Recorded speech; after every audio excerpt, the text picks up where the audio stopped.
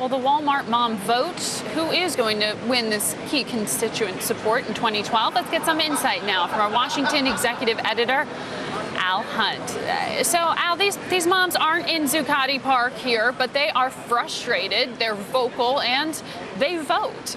Who is going to win their support? Well, they will be, as you just suggested, Margaret. I think one of the swing votes in this election. They voted for Obama in 08. They voted Republican in 2010. They're not a lock. They're not a base of either party.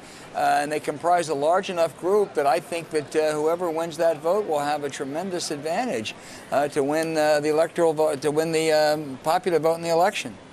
I think it's so interesting to hear that that the Wal-Mart moms, they blame President Bush for the economy rather than President Obama, yet they support a Republican Congress. It's not a clear divide. No, it's not, but it's worrisome for Republicans, and I'll tell you why. The argument that the Bush campaign is going to make, or excuse me, the Obama campaign, President Obama will make next year, and you're going to hear it time and time again, is Republicans want to go back to what we had before.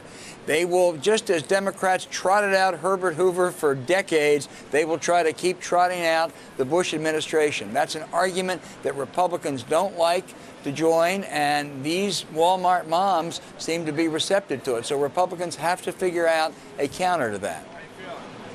Well, Al, you know, another big thing that we're tracking, certainly in the markets, is what is happening with this G20 summit in France. What can we expect President Obama to do in front of the cameras and then behind closed doors?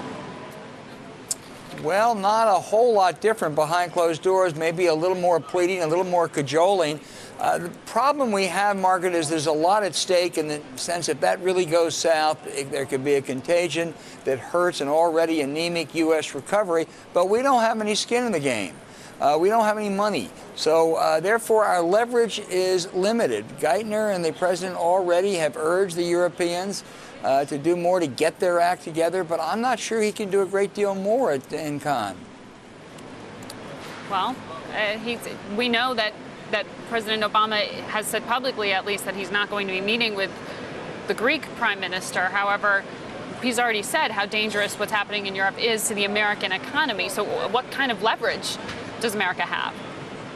Well, it is a problem. Very little. It's not just the Greek prime minister, but what do you do to the Greek people? I mean, I don't think the president can campaign in Greece for an austerity program.